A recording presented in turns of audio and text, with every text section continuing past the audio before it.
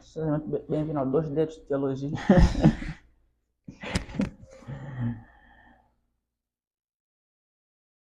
Ok, saudações outra vez, que a graça do nosso bom Deus esteja com você que está nos assistindo.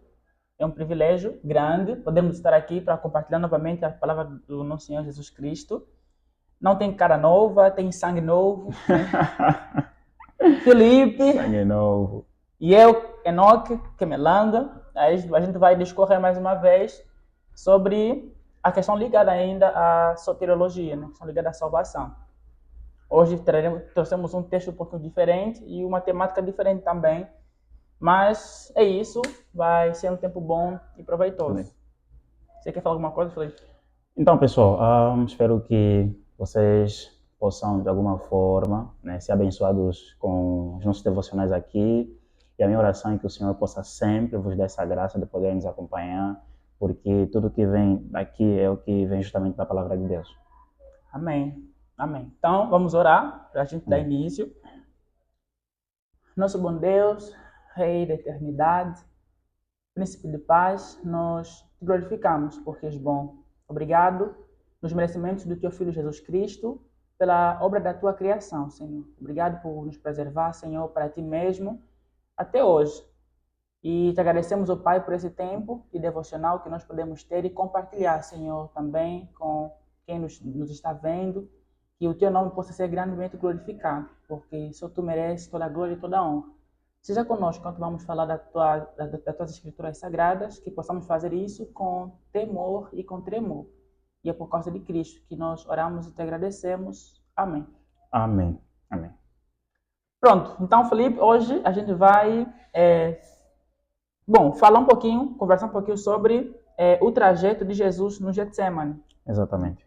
Uma coisa, que geralmente a gente liga isso à salvação, porque a obra ela começa desde antes que existe a eternidade, né? Mas a gente começa a ver os passos desse plano desenrolando. Exatamente. E uma parte desse cenário está no Getsemane.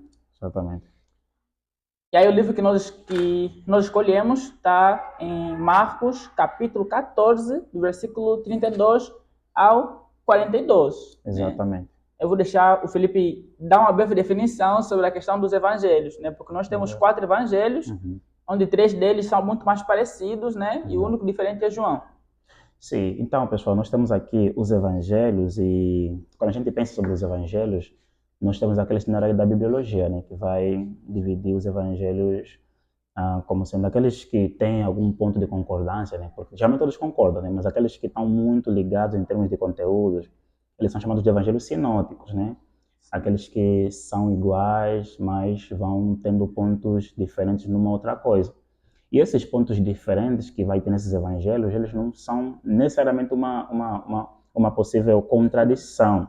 Muito pelo contrário, a gente entende que os evangelhos se harmonizam, né? Eles são escritos por pessoas diferentes, com culturas diferentes, com um nível de educação diferente. Só para vocês terem ideia, o evangelho de Marcos aqui, se vocês terem ideia, o Marcos sempre usa a palavra então, como se tivesse com pressa.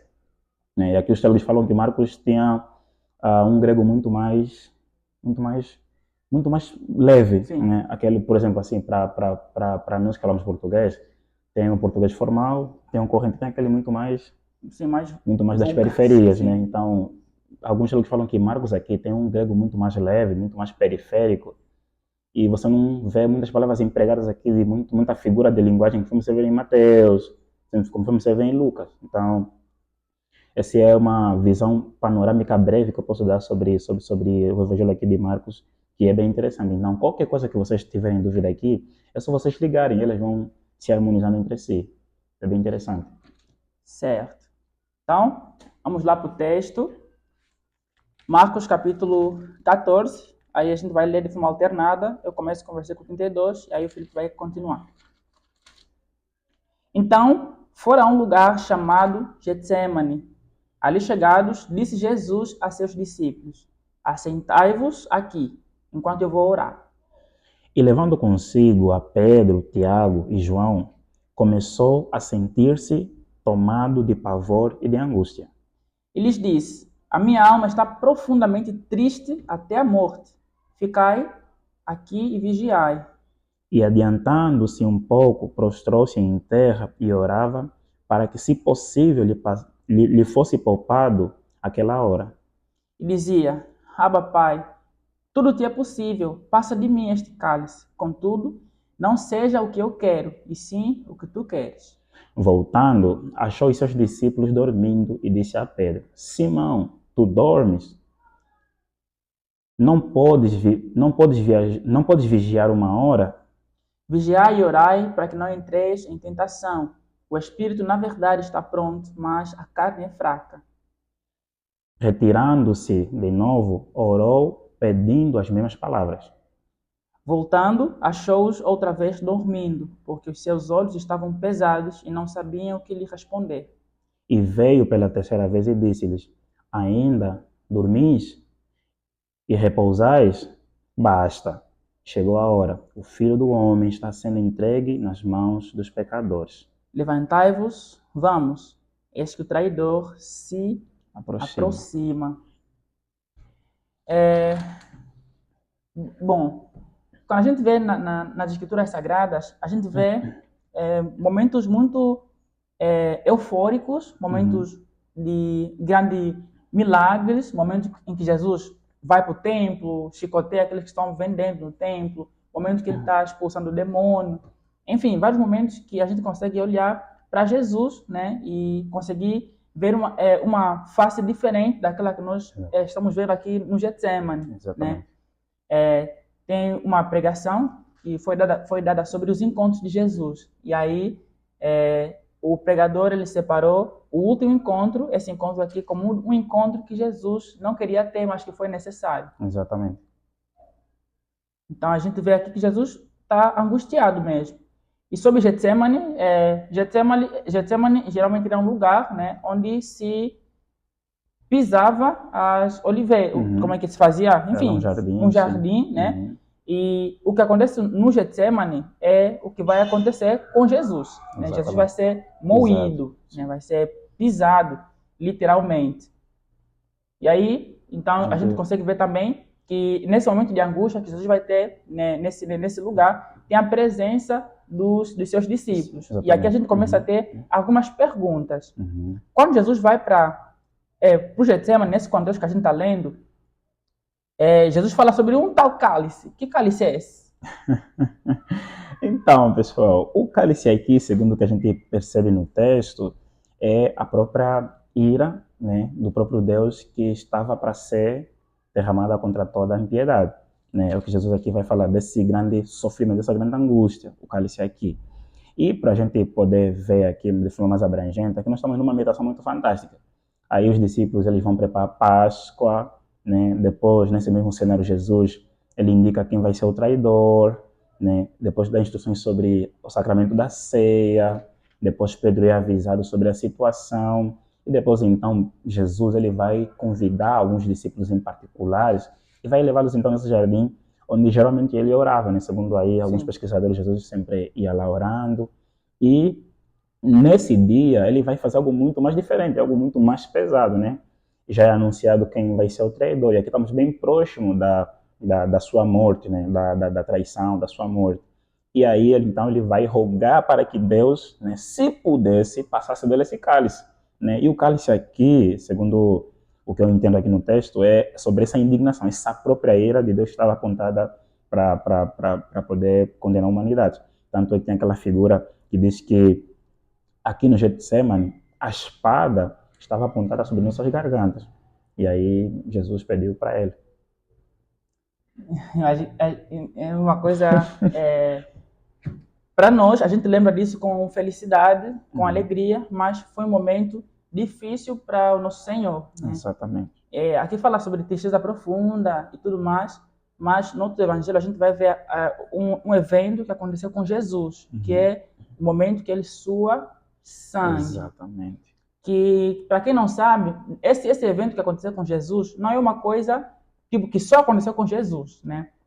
O episódio é chamado de hematidrose, que é quando alguém, em um profundo estresse, os capilares que ficam por debaixo da pele eles se rompem e a pessoa, então, suar sangue. Isso pode acontecer também com os olhos ou com o nariz. Mas isso acontece em 1 em 10.000 pessoas. Então, ele é um evento realmente muito raro. Exatamente. E isso prova o quão angustiado Jesus estava. Quando a gente olha para cá, né, para essa angústia de Jesus, para esse período que ele faz, a gente entende mais uma vez o quão Jesus baixou, né, o quanto ele foi, até que nível da humanidade ele foi. Exatamente. Olha que Jesus fala aqui, se for possível, afasta de mim esse cálice. Esse, se for possível, era uma vontade de Jesus, como homem. Como homem, exatamente. Né? Jesus teve uma vontade como homem. Ele abdicou de tudo que era seu, né, para ter essa vontade dos homens, ter angústia, exatamente. Uma coisa que Deus não tem. Exatamente. E aqui, meu irmão, para você ter ideia, aqui nós estamos a ser exposto, ou seja, o texto nos expõe aqui sobre a humanidade do próprio Senhor Jesus Cristo, né? Aqui é uma das sentenças que a gente pode aprender aqui. Por exemplo, a expressão, a frase aqui, tomado de pavor, é típico dos homens. Deus não sente qualquer tipo de angústia, Deus não tem pavor por ninguém. Então aqui nós estamos a ser expostos à humanidade de Jesus, que nos faz pensar nessa questão aqui. Que Jesus era um homem como a gente, com as mesmas fraquezas, com as mesmas dores, e ao mesmo tempo ele era 100% Deus, entendeu? Então não tem como aqui dissociar essa relação entre Jesus homem, Jesus Deus, né? É o próprio Deus sendo exposto a nós, né, em sua natureza humana. Ele fala que foi tomado de pavor e angústia, né? E a angústia aqui, olha, às vezes quando a gente lê textos bíblicos, a gente vê palavras assim, angústia, nós lemos de forma bem superficial, a gente não consegue enxergar no mais profundo dela. Por exemplo, a angústia é um sentimento muito difícil de se ter. Imagina você estar angustiado por alguma coisa. Tem pessoas que se tiram a própria vida porque estão angustiados por alguma coisa. Aí foram assaltados, perderam o emprego, tiveram N situações, aí ficam angustiados por essas situações. Mas Jesus, ele está angustiado justamente pelos nossos próprios pecados.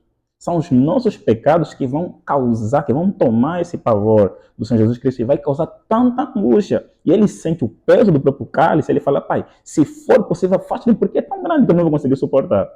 Tá, mas ele fala, não, mas seja feita a tua vontade. Né? Então, é uma coisa muito interessante, é muito forte isso, para que, de alguma forma, a gente possa ter temor. Né? A angústia aqui do Senhor é algo muito forte. Sim, sim, verdade. E, assim, a gente projeta isso, né, com isso que você falou, que Jesus teve essa angústia por causa, necessariamente, dos nossos pecados. Né? E não é pecado de poucos pecados, muitos o de pecados, ontem, o de agora, o de amanhã. Exatamente. Eram todos esses pecados, tudo que nós intentamos fazer, tudo que fizemos, tudo que nós faremos, tudo isso estava sobre Jesus. Exatamente. Foi colocado sobre Jesus, por isso a expressão que ele foi moído, literalmente lá no Getsemane. Foi tão moído que ele suou sangue, sabe? E esse tamanho, essa multidão de pecados que estava sobre Jesus trouxe essa grande angústia. Exatamente. E Jesus conseguia olhar para frente, o caminho que ele teria que fazer para ir até a cruz. Muitos quando olham para a questão da angústia de Jesus no Getsemane, eles pensam que Jesus estava com medo da cruz, mas não era só sobre a cruz. Exatamente. Né? A cruz era só uma parte que nós conseguimos enxergar, a dor que Jesus teria que passar, mas o que estava por detrás disso era essencialmente ele estar levando sobre si todas as nossas iniquidades, exatamente, todos os nossos pecados. E a consequência disso foi, lá na cruz, ele ter dito, né, Elohim, Elohim, lama sabachthani, porque o Senhor me abandonou. O próprio Deus abandonou o seu filho. Exatamente. Para nós entendermos, angustiante. Para nós entendermos, Jesus ficou angustiado porque estava levando sobre si todas as nossas iniquidades e porque na cruz o Pai o abandonou, mesmo que foi por pouco tempo. Foi um pouco tempo. Imagina o abandono. Esse abandono que Jesus experimentou é o abandono que todos aqueles que não reconhecem Jesus como seu Senhor e Salvador experimentarão pela eternidade. Exatamente, meu irmão.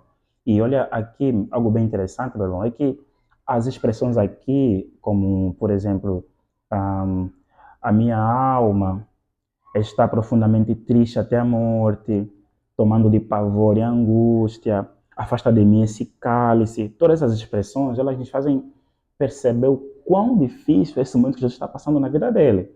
né? É uma situação muito difícil que ele repete várias vezes essas expressões aqui, o autor, né? Ele vai repetir várias expressões. Afasta de mim esse cálice, a minha alma tá abatida até a morte, estou tomado de pavor e angústia. Então, são expressões que nos fazem pensar sobre o quão difícil foi esse momento que Jesus teve que passar, entendeu? E Jesus mesmo, ele fala que, se possível, passa de mim.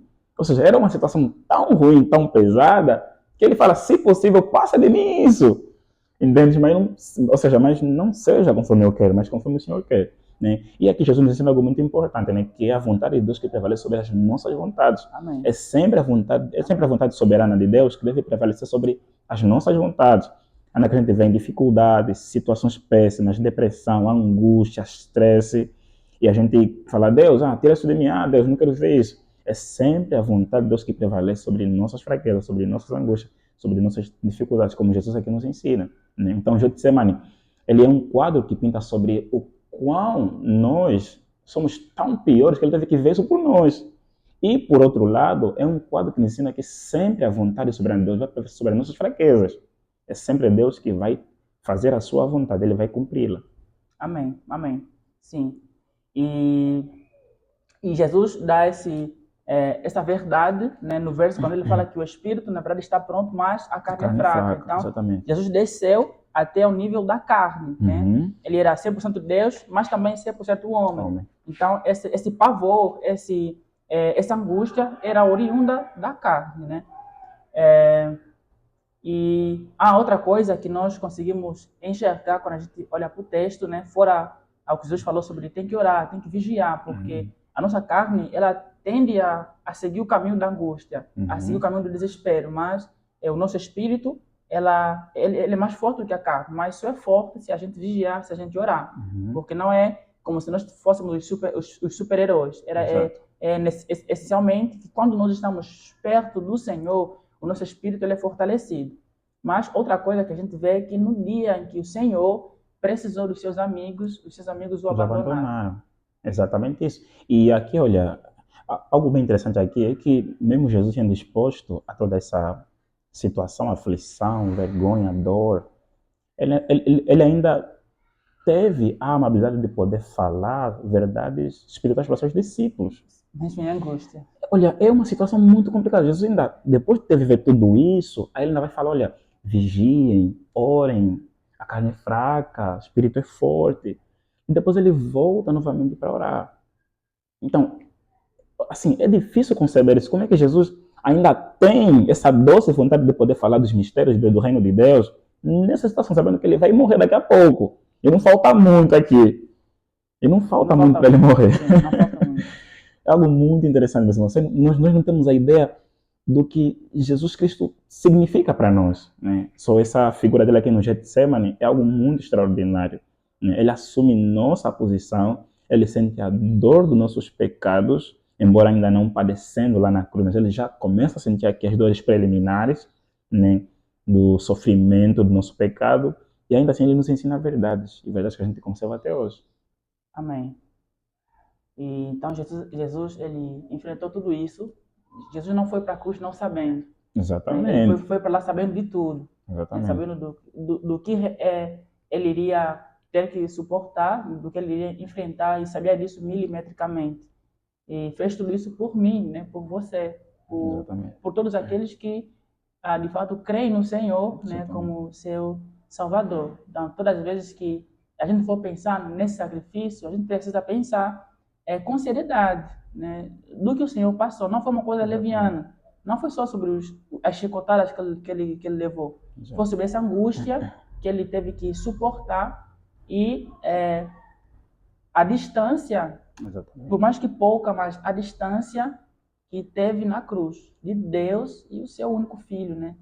E foi isso que Jesus fez. Jesus experimentou o que todos aqueles que não creem no Senhor experimentarão pela eternidade. Esse desespero aqui, todos aqueles que não creem no Senhor como seu Senhor e Salvador irão experimentar. Eles vão.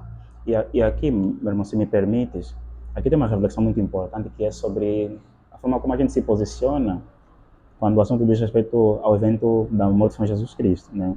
que também é soterologia.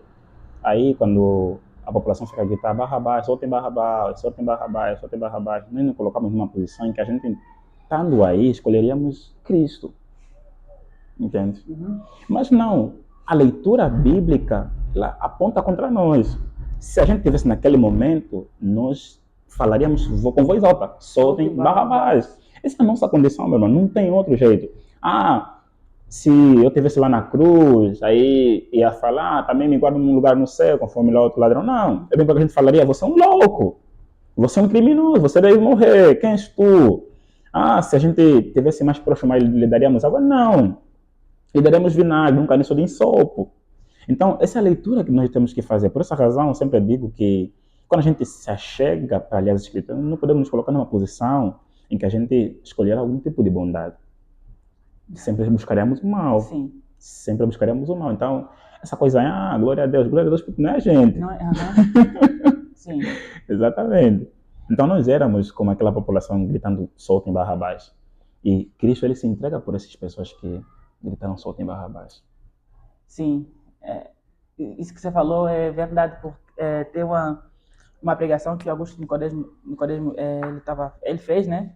E ele falou que não há diferença, assim, entre um estuprador, né, um assassino, e nós. A gente se coloca, é como se fosse um espelho.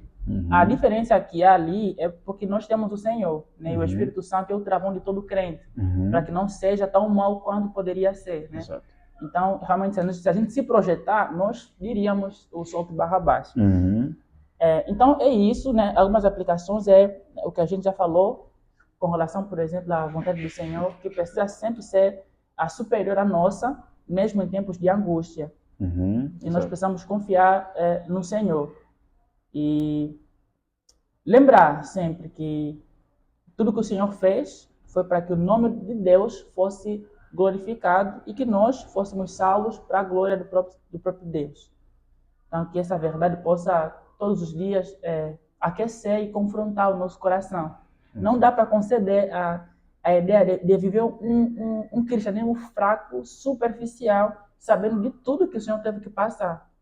Isso deveria acrescer um peso a mais de seriedade na nossa vida com o Senhor, né, por conta de tudo isso. Exatamente. E para aplicações práticas rápidas, eu tenho duas principais aplicações. A primeira aplicação aqui é sobre a necessidade de a gente orar mesmo em meio às situações caóticas. Jesus ele nos ensina isso, né? Jesus aqui ele sabe do que está por vir e ainda assim ele ora, né? Ele vai, deixa os discípulos, ora por algum momento, depois ele volta para os discípulos, vê eles a dormir, faz uma correção, depois o texto nos ensina que ele volta novamente a orar. Você vê que Jesus, ele acredita, a crença de Jesus sobre a oração é tão verdadeira que ele crê que não existe outro conforto senão falar com o próprio Deus. Ainda mesmo em meio das situações caóticas, né? Porque no nosso tempo a gente é tão fresco que você é assaltado, você já não quer falar com Deus, você já não quer orar ao Senhor pelas situações. Então, as angústias, o sofrimento, a tribulação, eles são como um combustível que nos levam a Deus, para orar. E a outra aplicação aqui é sobre a ideia da gente vigiar, né? Nós temos que vigiar necessariamente porque nós não sabemos o que poderá acontecer. A gente não sabe o que vai ter hoje, o que vai ter amanhã.